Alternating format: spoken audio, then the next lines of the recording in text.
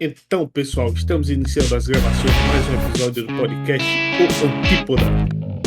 Esse podcast que já nasceu unilateral e que nunca foi isento, onde a parcialidade não vingou.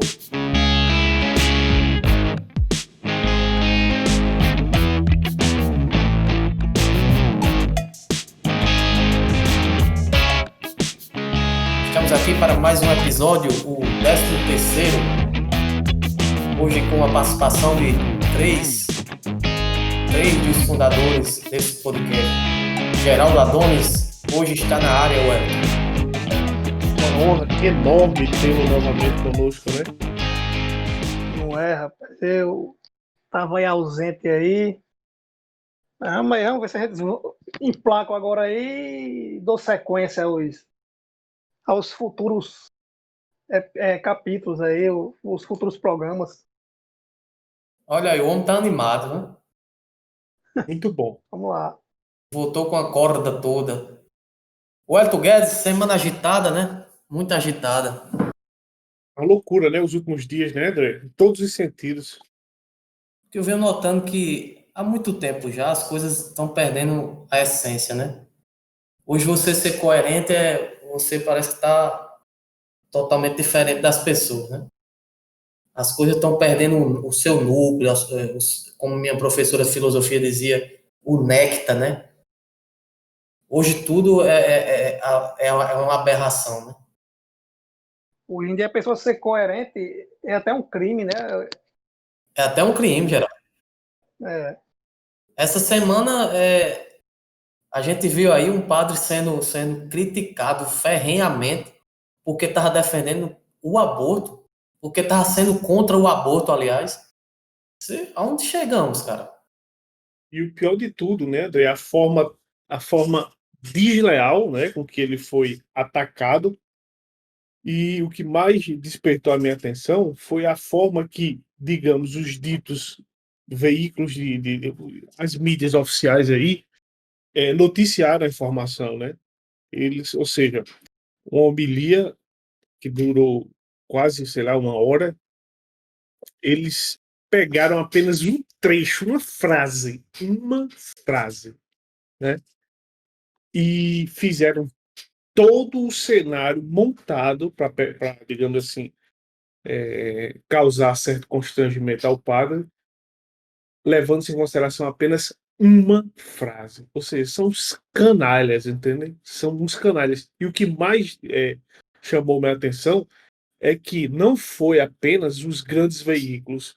Os veículos alternativos fizeram a mesma coisa, ou seja, noticiaram a informação de forma tendenciosa, manipulando, sensacionalista, entendeu? Uma vagabundagem, uma sacanagem sem tamanho. Incrível, rapaz. Os caras dando ênfase às minúcias, né? Alguma generalização ali que ele falou, eles levaram isso como se fosse a conclusão do raciocínio do padre, né? Porque, assim, Exatamente. em toda retórica, há um pouco de generalização, eu acho até que é quase uma regra da retórica, né? Quando você tá falando algo, você tá fazendo sua oratória, você quer que as pessoas sejam tomadas por aquilo que você está falando. E é quase que uma regra que você fale um pouco, generalize um pouco sua oratória, né? Mas eles analisaram a fala do sacerdote, dando ênfase a alguma generalização que ele falou que não condiz com a conclusão que ele queria dizer, né? Não condiz com o que ele estava levantando ali, que era a questão do aborto, né? Do aborto e também ele deu muita ênfase à perseguição dos cristãos, né? A mensagem principal era exatamente essa, era o aborto, contra o aborto e também os cristãos fazerem-se cristãos, né? Não só dentro da igreja, mas em todos os ambientes, inclusive aqueles hostis. Exatamente, Wellington. aí já pegaram essa fala, isso aí que você falou, e já, tipo, fizeram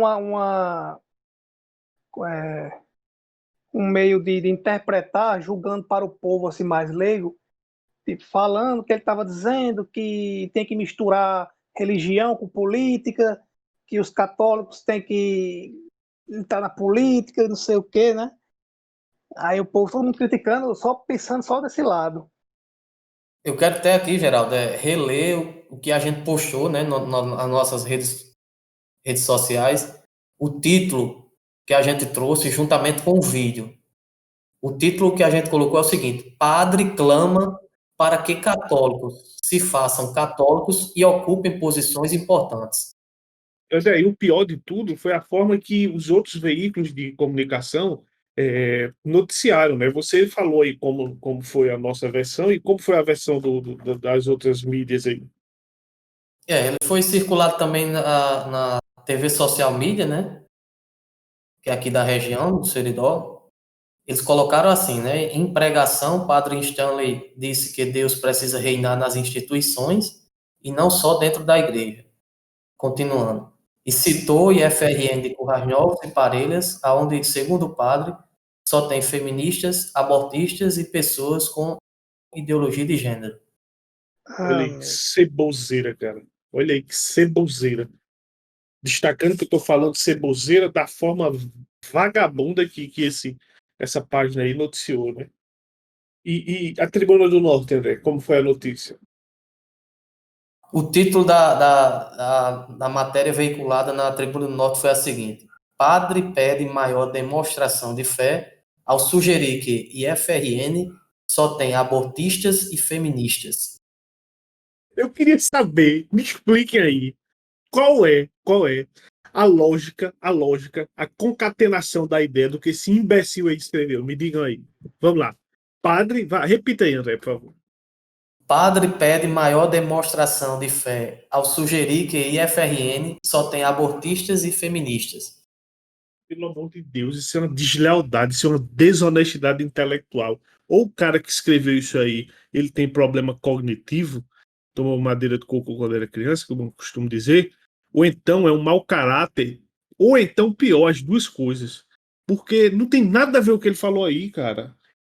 Onde é que o padre, ele está dizendo que toda a homilia do padre, né? Toda a homilia do padre foi no sentido de pedir mais fé, mais devoção dos cristãos, ao sugerir. Ou como assim, velho? Como é que você sugere? Vamos lá, vamos lá. Não dá.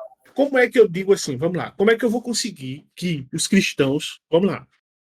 Como é que eu vou conseguir que você, André, cristão, ou você, Geraldo, cristão, tenha mais fé eu dizendo assim, ó, o meu cachorro late alto, dizem aí. Ou o meu cachorro late baixo. O que, é que tem a ver uma coisa com a outra? Não, no bar de fulano de tal só dá maconheiro. O que é que tem a ver isso com ter fé em Deus, hein? Me expliquem aí. O que é que tem. Pô, eu não sei como é que um animal desse ainda tem um emprego, sabe? E ganha um salário pra escrever uma merda dessa aí, sabe? mas hoje em dia eles estão procurando gente assim mesmo. Quanto mais burro, mais o seu currículo é bem visto. Sugerir não tem nada a ver nessa palavra aí. Não, e outra, e como é que o padre vai conseguir fazer com que o cristão tenha engajamento apenas sugerindo que no IFR só tem abortista e etc e tal? O que é que tem a ver uma coisa com a outra? Você tá me entendendo?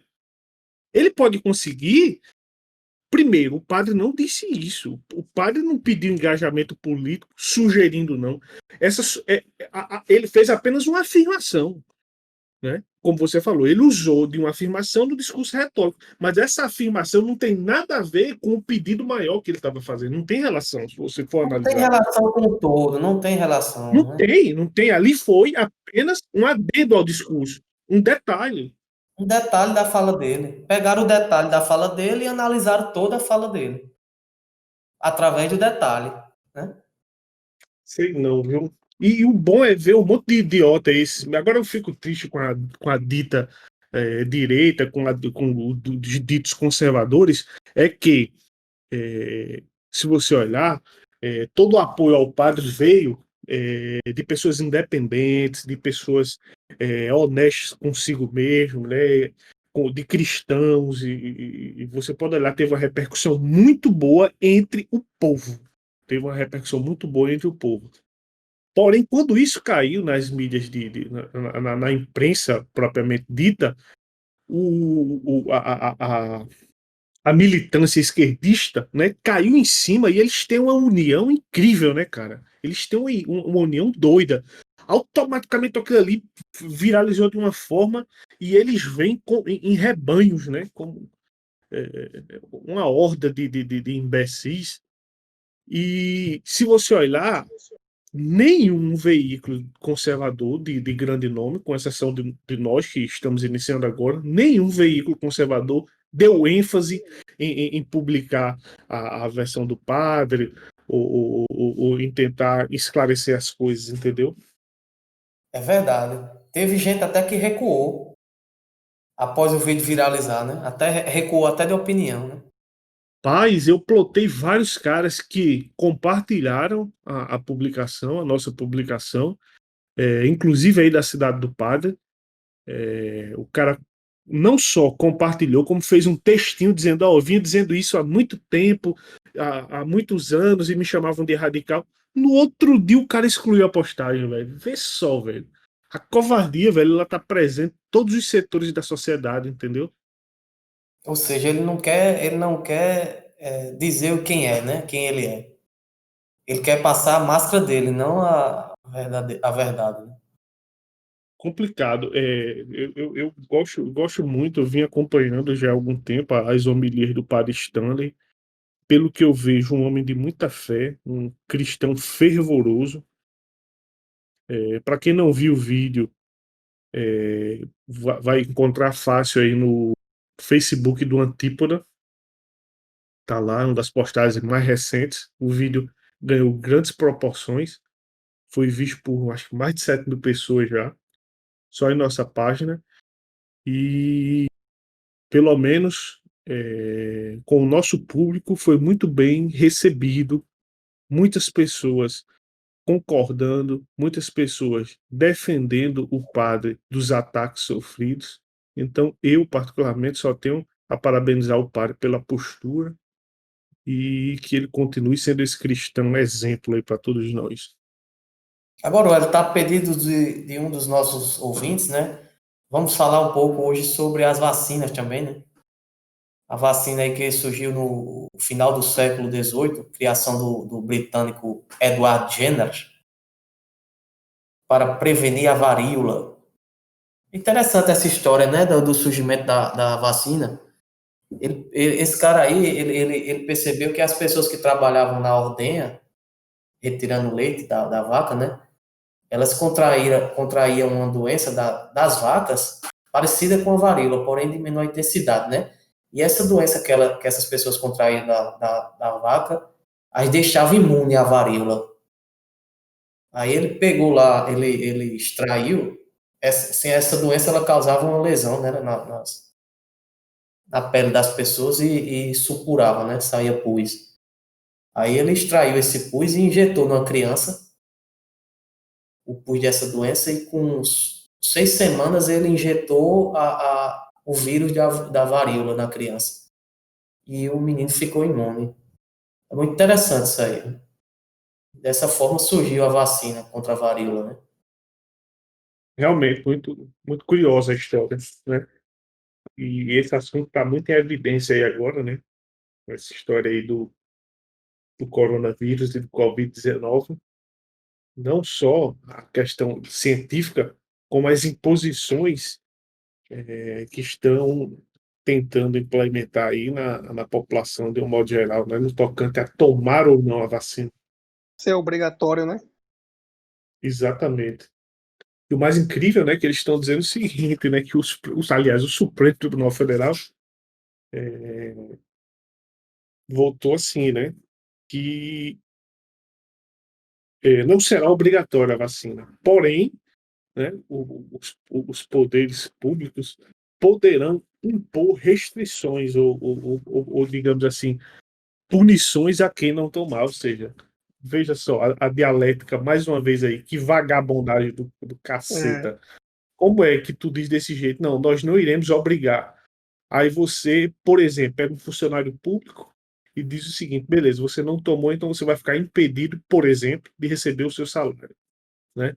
Ou seja, você não está obrigando? Claro que você está, né? Se você está tirando algo essencial para aquela pessoa, eu estou dando salário, mas é um exemplo, pode ser outro qualquer. Se você está tirando algo essencial para a sobrevivência social ou de qualquer outra espécie daquele cidadão que não está querendo tomar vacina, você automaticamente você está obrigando o cara a tomar, porra. Mas é como você falou, é a velha dialética, né? Esse artifício aí é incrível. Fala de uma coisa de uma forma mais amena, mais aceitável. Perfeito. E uma, por falar em vacina, uma coisa muito interessante que eu vi do Silvio Grimaldo, puxou esses dias aí, de ontem para hoje, não sei, é a questão que tá a polêmica grande aí, que o governador de São Paulo comprou a vacina por um valor, sei lá, não recordo agora quanto, e o governo federal está pagando tipo 5, 6 vezes mais pela mesma vacina. Não sei se vocês estão acompanhando essa situação aí. Se eu não me engano, o São Paulo comprou por 400 milhões e o governo federal comprou por mais de 2 bilhões Puta que as pariu. vacinas. É. O mesmo número, a mesma quantidade. Equivalente, sim, até. Pelo que eu entendi, sim, equivalente, entendeu? O número é Ó, equivalente. deixa eu ver aqui, ó. Deixa eu ver aqui. Tô aqui no Twitter no Twitter do Silvio. Ó, vamos lá. Não, não, amigo, não, você não leu errado e não é fake. Além de ter repassado ao governo por 6 vezes o valor que ele pagou, o Dória ainda empurrou mais 54 milhões de doses ao longo de 2021, que ao todo vão render ao governo de São Paulo 5,5 bilhões de recursos. Ou seja, como a vacina está sendo é, desenvolvida pela Sinovac, né, junto com o Butantan, não é isso? Uhum. Então, o governo federal vai comprar 100 milhões, sendo que adquiriu agora 46 milhões de doses, né? Isso já está certo, o contrato já foi celebrado. E, o Dória, junto com, né, o Butantan, que desenvolveu, vai vender ao governo federal por 6 vezes o valor que ele pagou. Então, por aí você tire, viu? Tá que pariu. Ah, bandido. Ó, Rapaz, esse ó lá, Dória. Dória comprou a vacina da China por 1,5 dólares a dose e está repassando ao governo por 10 dólares. Agora, eu fiquei curioso aqui, E por que eu que o não, governo tem que comprar de São Paulo? O é governo isso que eu federal quero tem que. saber. Eu acho que é isso que eu vou olhar aqui agora. Nós precisamos saber de quem é o Instituto Butantan, entende?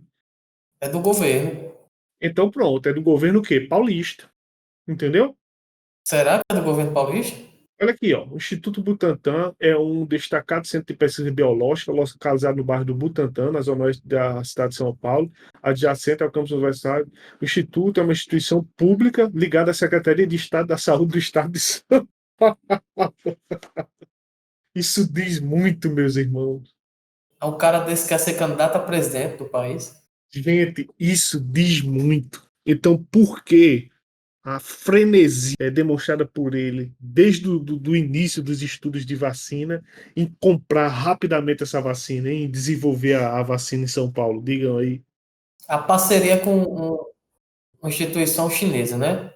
É só, eles não estão fazendo sozinho, não, né? É chinês. Foi a Sinovac desenvolveu, né, pelo que eu entendi, e meio que compartilhou a tecnologia com o Butantan, entendeu? E, logicamente, o Butantan pagou por isso. Foram muito criticados porque eles não anunciaram os números exatos da eficácia dos testes no Brasil. Eles Enrolaram disseram, várias vezes, foi? eles disseram que atingiu uma eficácia mínima de 50%, sabe? Enquanto outras vacinas aí, uns americanos aí, a Pfizer e a Moderna, não da América do Norte, né? Elas apresentaram uma eficácia acima de 90, né? Bem acima da do Instituto Butantan, da do Butantan, né? André, mas só uma correção, foi divulgado, né? Foi divulgado faz uns 3 dias, André. Foi divulgado que deu uma eficácia de 78%, né, para casos leves e de 100% para casos graves. Novas estatísticas, né? Foi divulgado agora. Eles lançaram até uns vídeos aí, um vídeo cheio de sentimentalismo, os cientistas lá comemorando, os pesquisadores. Presidente da Butantan, do Butantan. Isso, o pessoal chorando, sei lá, um negócio todo emocionante no sentido de comover as pessoas, entendem? É foda. Agora, assim, como é que vocês acham que vai ser essa vacinação? Você acha que vai ser um sucesso mesmo? Rapaz, eu acho que não, bicho. Eu acho que muita gente não vai tomar essa vacina, não. Embora o, o que Dora tá fazendo lá, né, com as medidas totalitárias dele lá, mas eu acho que vai ser um fracasso, eu acho. Rapaz, eu acho que vai depender do sucesso dos primeiros que tomarem, sabe? Mas o problema é aí que tá. Eu acho assim, eu acho que vai bombar. Muita gente vai tomar, eu creio. Eu diria que Você a maioria acha? da população, eu acredito nisso. Sabe por quê, Geraldo? População população é preguiçosa, saca? No sentido de tentar pesquisar e entender o que efetivamente está acontecendo a nível não só nacional, como a nível mundial. Como o Flávio Morgan falou lá no Guten Morgen, isso não é uma vacina, cara. Isso é um teste. Até porque não deu tempo, cara, de se desenvolver uma vacina. O exemplo disso vocês observem. Quando iniciou o coronavírus no mundo, que eu lembro até bem, a primeira vez que eu ouvi falar em hidroxicloroquina foi com o presidente Trump, acho no Twitter, né? Ele disse que tinha eficácia e Bolsonaro começou a replicar isso aqui no Brasil. O que é que diziam, cara? O que é que a esquerda dizia, de um modo geral? Que não tinham estudos suficientes que embasassem a segurança de se tomar hidroxicloroquina ou cloroquina ou ivermectina para combater os efeitos do Covid-19. Sendo que alguns desses remédios aí, como a cloroquina, eu acho que a hidroxicloroquina, tem 70 anos, cara, que vem sendo usado em seres humanos. Ou seja, porra, então um remédio que vem tendo eficácia contra outros males, né? Ou seja, já se conhecem as reações dele no organismo humano. Há mais de 70 anos não tem evidências científicas. A porra de uma vacina que foi desenvolvida com menos de um ano vai resolver todos os problemas do mundo? Cara, isso é muito estranho, bicho. A questão é só essa, questionar isso. Mas como você falou mesmo, eu acho, você tem razão nessa parte de dizer que é uma experiência, né?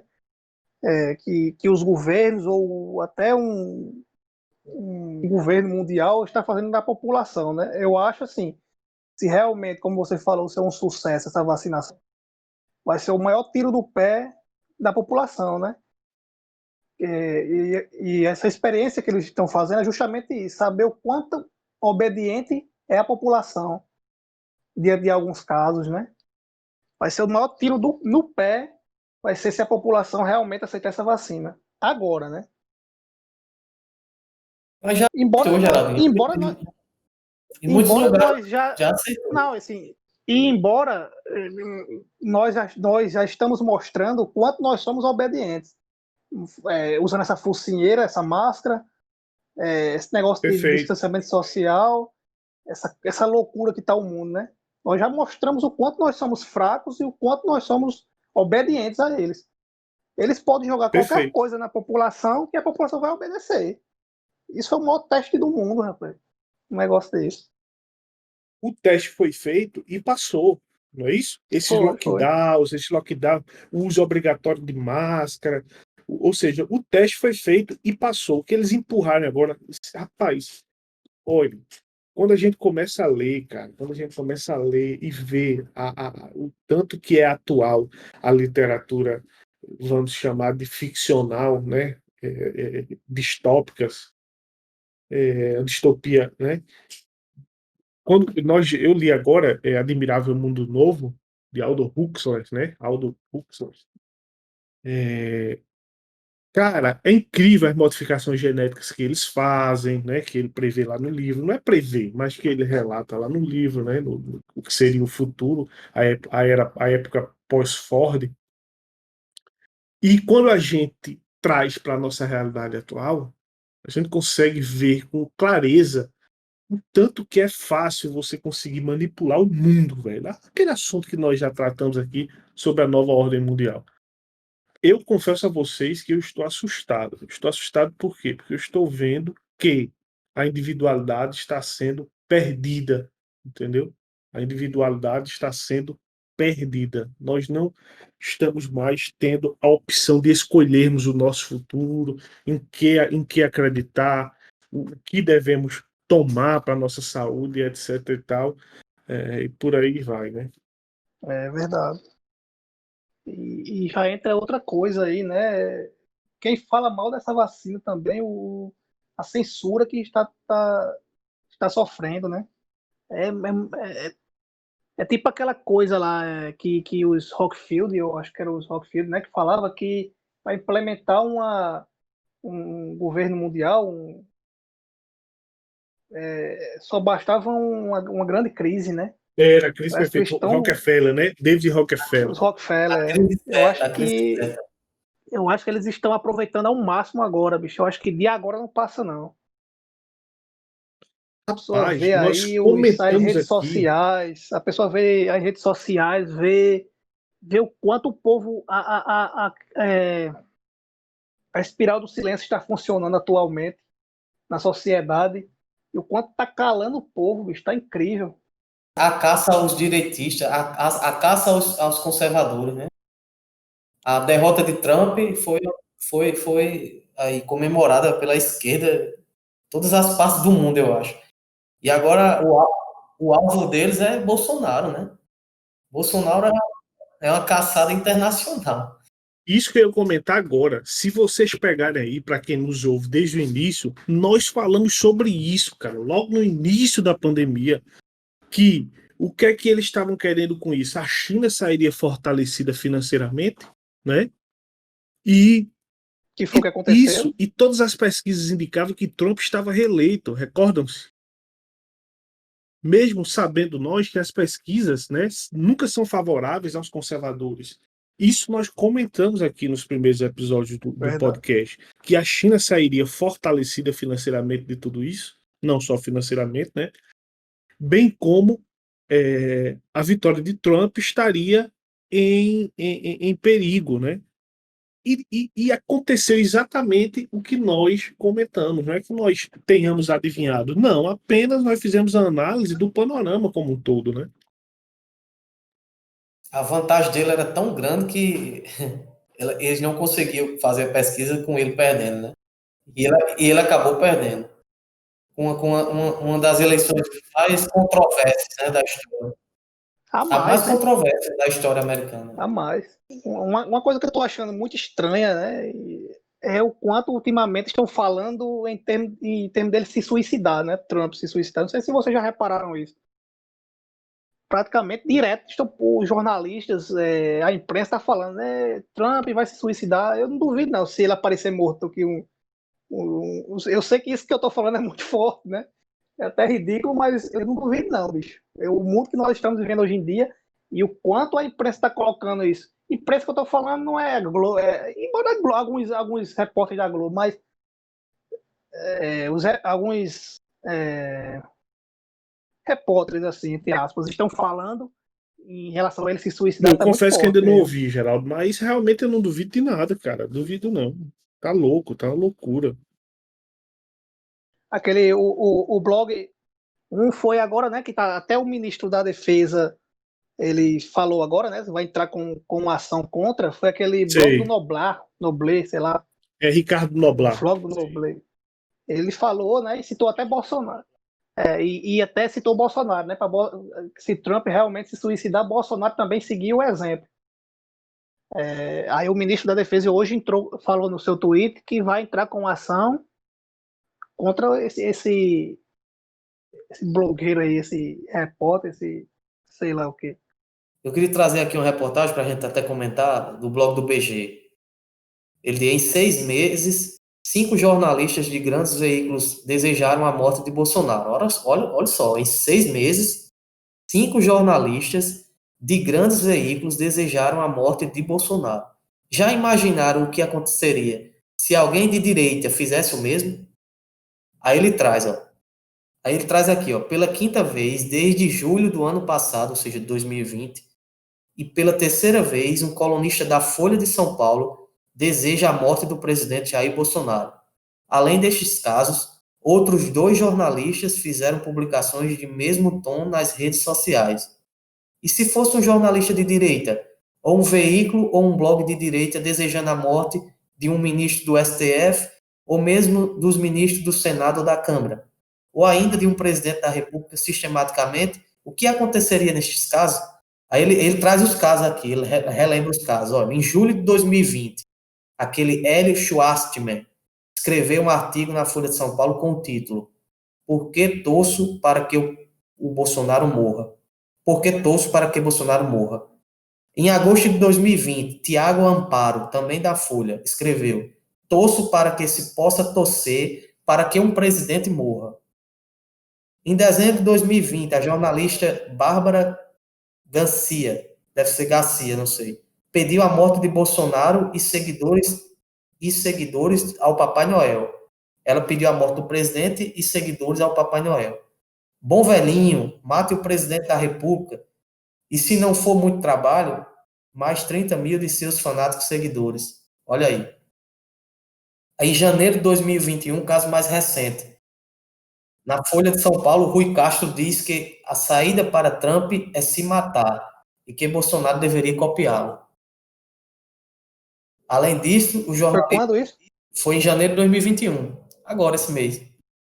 Aí, além disso, o jornalista Ricardo Noblat publica nas redes sociais trecho do artigo concordando com o desejo do colega, concordando com o desejo de Rui Castro, né? Que disse que uma saída para Trump era ele se matar e que Bolsonaro deveria copiá-lo. Copiar o quê? O suicídio Então, de acho que foi Trump. essa, então foi essa daí que eu citei, não foi no caso?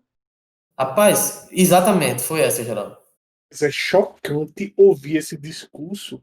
Entenda, isso, eu confesso a vocês, não me comove, correto? Foda-se o que o cara pensa ou deixa de pensar de mim, se quer que eu me mate, se quer que eu. Foda-se. Mas a questão não é essa. A questão é o seguinte: se fôssemos nós dizendo, né? Se fossem os conservadores dizendo esse discurso aí, como o André bem falou no início, qual seria a reação, né? Se eles perseguem a tudo e a todos, né? Independente do que, apenas por discordar deles. Ou seja, cara, está realmente uma situação complicada. Viu aquela história? Se correr, o bicho pega, se ficar, o bicho come.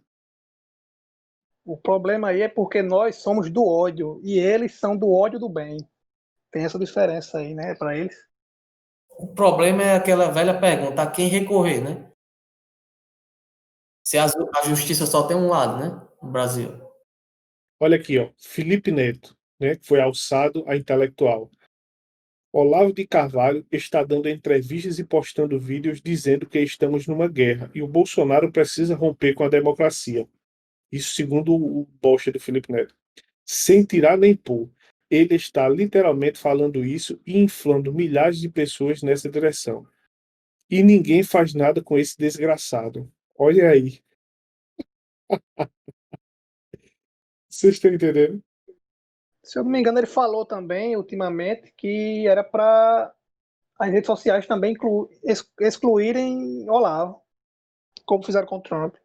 Ele falou para que ninguém vai fazer nada com ele no sentido de prender Olavo. Tem outros seguidores de Olavo dizendo que eu prego a censura por defender pressão pública para que ele seja processado e eventualmente preso.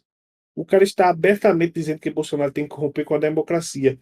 E é crime dizer isso. Estava ontem com o filho do presidente. Se ninguém fizer nada, preparem-se. Olha aí, ó. É foda.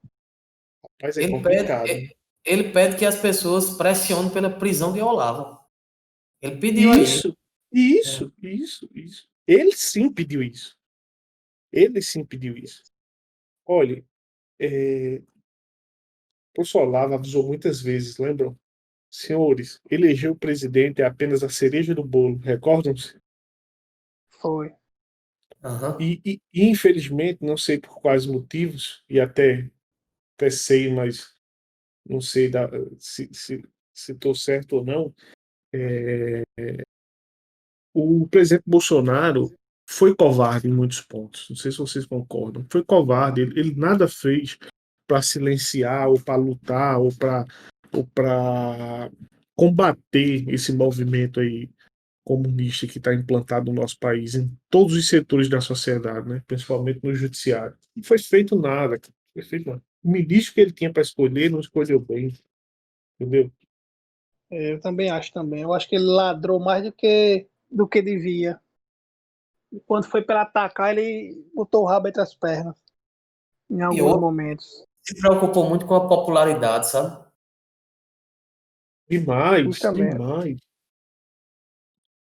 Olha, e voltando para essa história dos conservadores, você veja a desunião que esses caras têm. O Olavo fala isso direto. Cadê os bilionários? Cadê os milionários, bilionários ditos conservadores, cara?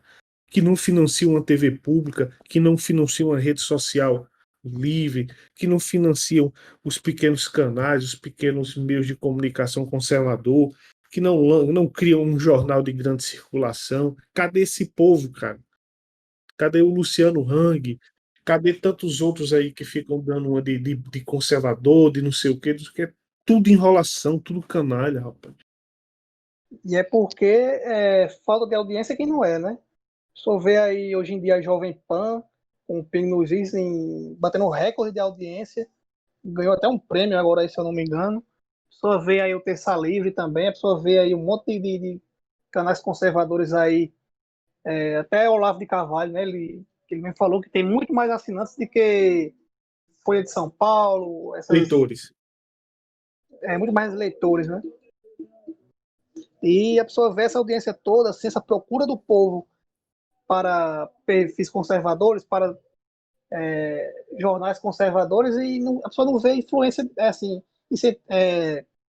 patrocínio de nada, né? Vê esses empresários aí, vê de usar isso para ganhar dinheiro, mas não. Não sei que medo é esse, ou falta de fé, né? Talvez seja falta de fé.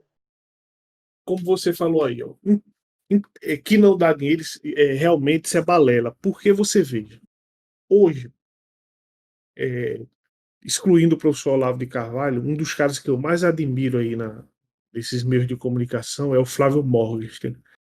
Em um dos últimos episódios, ele fez uma análise fantástica, onde ele diz o seguinte: vocês acham que esses metacapitalistas, né? Esse cara aí, dono do Facebook, o Zuckerberg, um Bill Gates da vida, vocês acham que eles amanhecem o dia assim, ó, porra, deixa eu ver como é que eu faço para aumentar ainda mais a minha fortuna? Não, cara, eles estão cagando e andando. Eles chegaram num grau de riqueza tão alto, esse pessoal da família Rockefeller, de Rothschild, eles chegaram num grau de riqueza, de fortuna tão alto que eles não estão mais ligando, não estão mais nem aí para o lucro. O que eles querem agora é implantar a visão de mundo deles, entendeu? É isso que eles querem. Observe se não é dessa forma. Então, eles farão de tudo, cara. Eles farão de tudo. E as redes sociais que estavam sendo, a internet que estava sendo uma das únicas nossas portas para fugir do que vinha acontecendo, infelizmente, é domínio deles, é criação desses caras. Quem comanda as redes É, sociais são eles. Você veja que eles bloquearam, baniram permanentemente o presidente Trump, pelo menos que eu saiba, do Twitter e do Facebook. Ou seja, eles agora é que decidem, cara. A censura já está implantada.